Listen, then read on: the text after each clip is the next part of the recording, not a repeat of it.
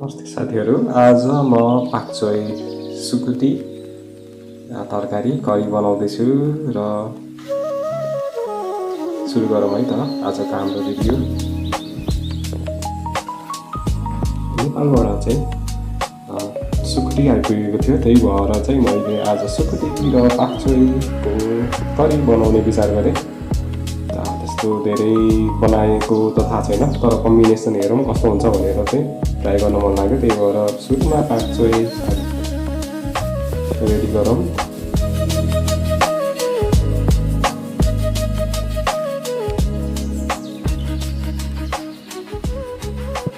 पाक्चोईसँगै प्याज, आलु र टमाटर पनि रेडी गरौँ। अनि अब हामीले सुकुटी चाहिँ करिब बफ्राउन हालेको थियौँ र यो बफ्रिँदैछ, पाक्दैछ।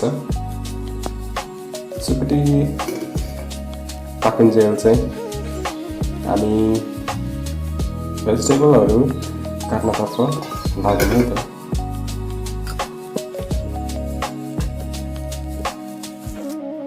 सुरुमा प्याज तासौँ।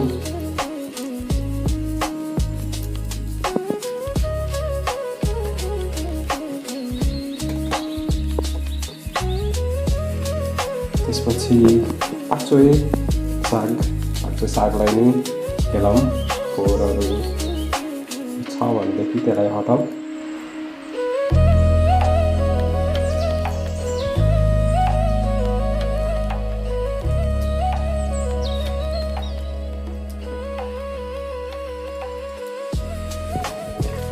अब भेजिटेबल र सागहरूलाई मजाले पखालौँ है त पानीमा।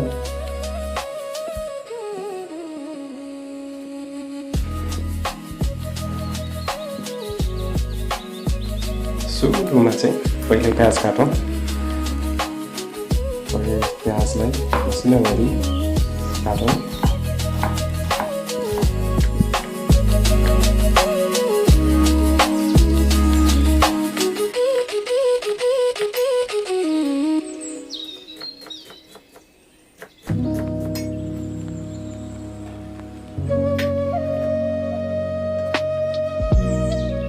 प्याज काटिसकेपछि आलुलाई पनि मसिनो गरी काटौँ।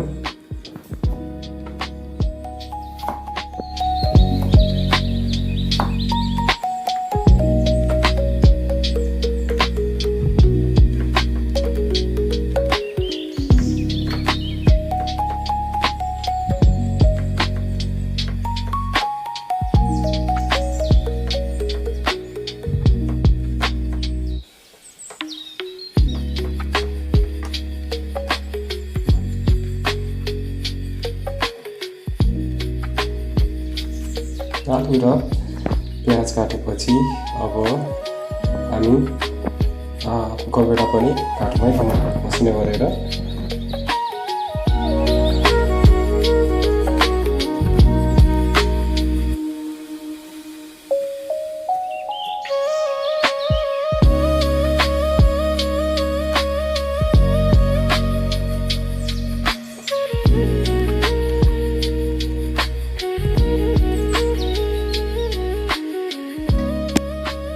हामीले अहिले धोएर राखेको अब पाक्चोई सागलाई चाहिँ काटौँ है त। त्यहाँदेखि थोरै मसिनै गरेर काट्नु।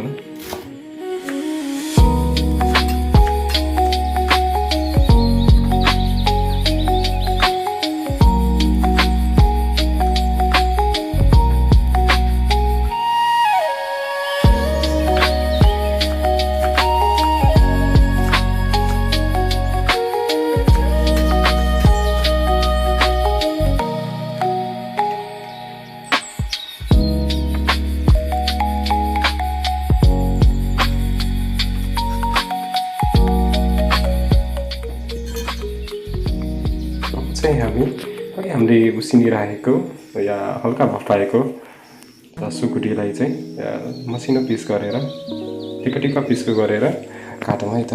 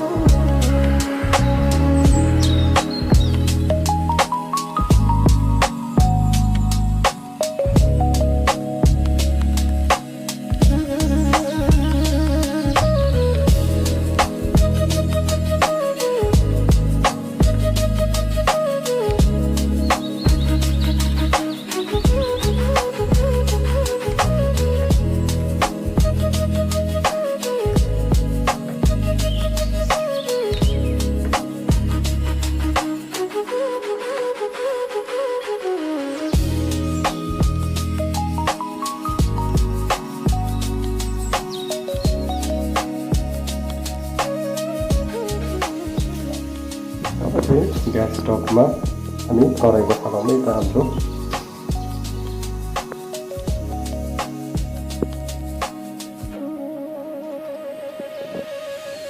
कराईमा थोरै तेल हालौँ हाम्रो आवश्यकता अनुसार।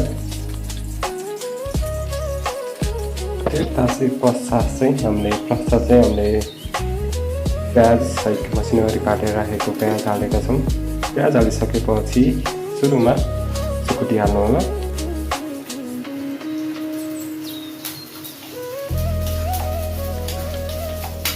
सुकुटी हालेर मजाले चलाउँ ताकि मजाले पाकोस् तातो तेलमा।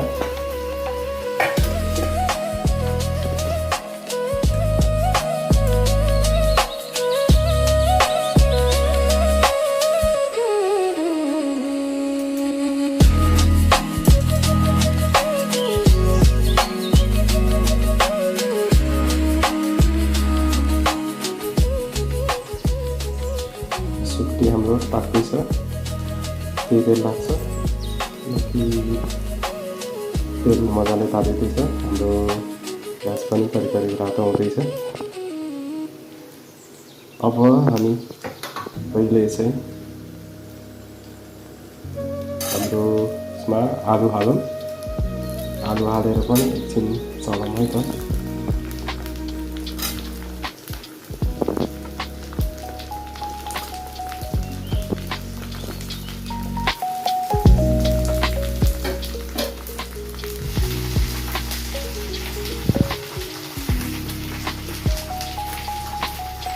हालिसकेपछि चाहिँ एकछिन तरिकालाई मजाले चलाउँ।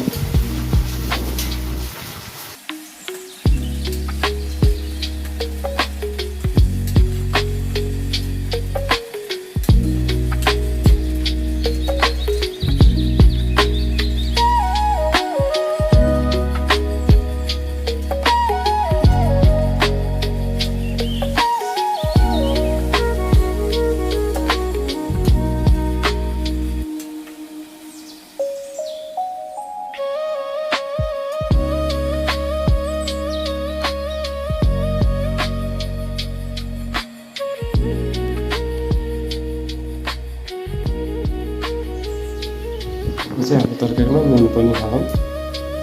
यसको जिराको स्वाद अनुसार हाल्नु होला।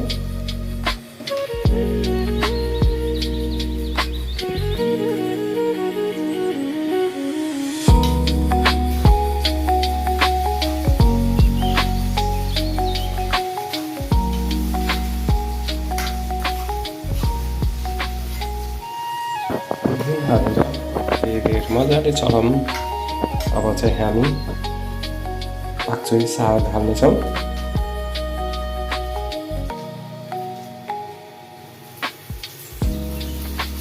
साग बिस्तारै हाल्छौँ।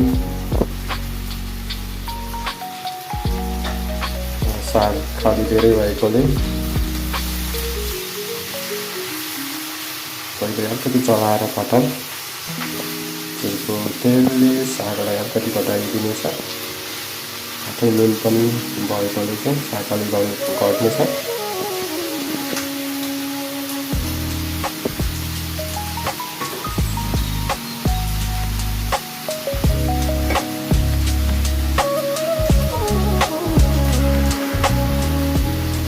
अब बाँकी रहेको सबै सागलाई एकैचोटि हालेर बिस्तारै चलाउँछौँ है त,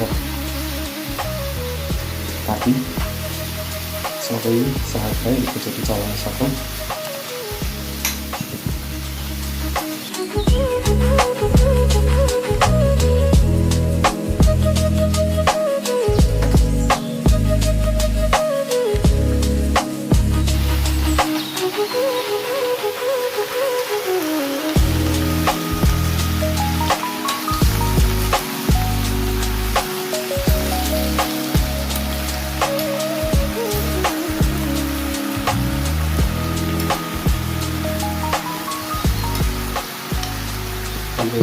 तरकारी मिश्रणलाई बिस्तारै चलाउँ। तरकारी धेरै छ, साग अलिक त्यसले गर्दाखेरि चाहिँ हाम्रो गरम परिरहेको छ गरम तर केही बेर चलाइसकेपछि चाहिँ तापको मात्रा घटेछ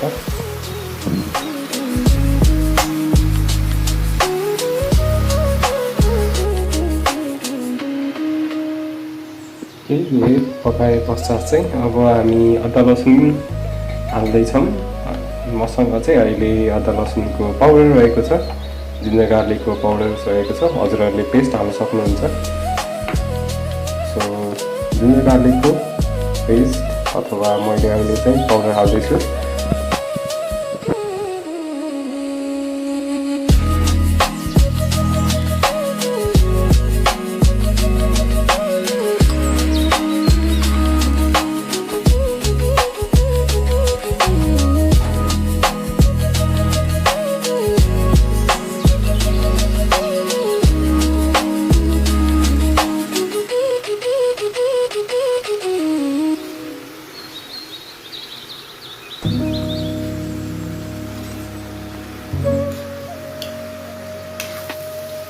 गार्लिकको पेस्ट हालिसकेपछि अब हाम्रो काटेको गोलभेडा र टमाटर हाल्नु गोलभेडा हालेर फेरि चलाउँ साथै यसै बेला नै हाम्रो जिरा र धनियाँको पेस्ट पनि जिरा र धनियाँको पाउडर पनि हालेर चलाउँ है त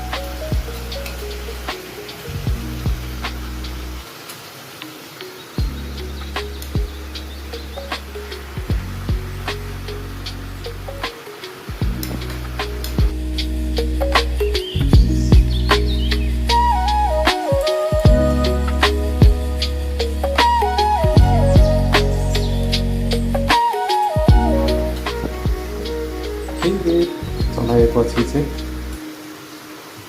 अब थोरै यो रातो खुर्सानीको पाउडर पनि हालौँ रेड चिली पाउडर यो हालेसँगै चाहिँ हाम्रो करिब मसलाहरू सबै हालिसकेका छौँ अब हामी भनेको चाहिँ बस सबै मसलाहरूलाई चलाउँ ताकि राम्रोसँग तरकारीमा घुलिनेछ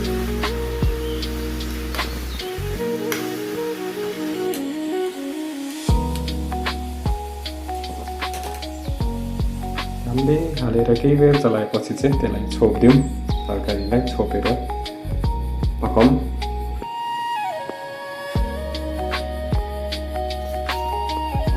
छोएर पकाउँदैथ्यौँ अब त्यसलाई निकालेर चलामै त एकचोटि फेरि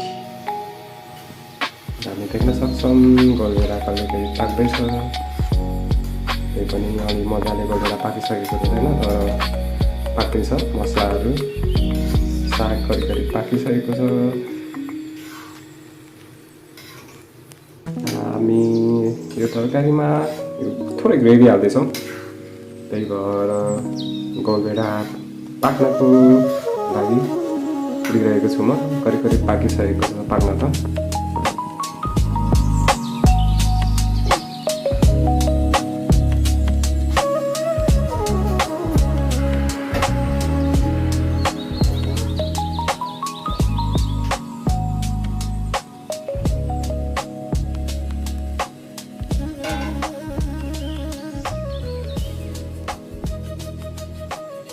अब थोरै पानी हालेर ग्रेभी बनाउँदैछु मैले थोरै पानी हालेँ र ग्रेभी बनाउँदैछु ग्रेभी बनाएर खाने विचार छ आजको त्यही भएर हल्का ग्रेभी गर्दैछौँ यहाँहरूको उइस बिना ग्रेभी पनि यहाँहरूको भुटेर पनि खान सक्नुहुन्छ तर मैले चाहिँ आज ग्रेभी गर्दैछु यो नै हाम्रो एकमात्र तरकारी हुनेछ त्यही भएर थोरै ग्रेभी गर्दैछु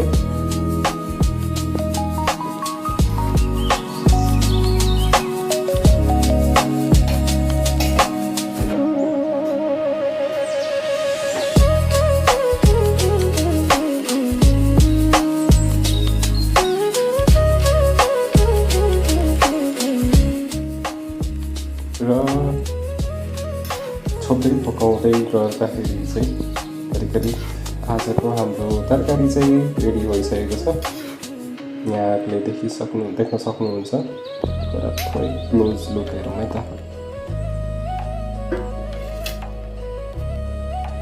हाम्रो आजको सुकुटी पाक्चोई तरकारी चाहिँ यस्तो बनेको छ।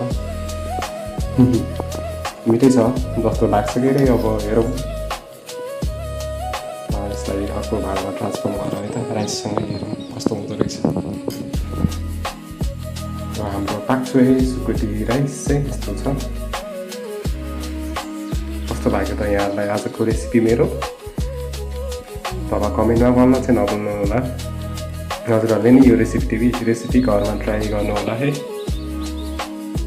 हजुरहरूले चाहिँ मेरो यो च्यानललाई सब्सक्राइब गर्न नभुल्नु होला। साथै कस्तो लाग्यो कमेन्ट पनि गर्नु होला है। धन्यवाद।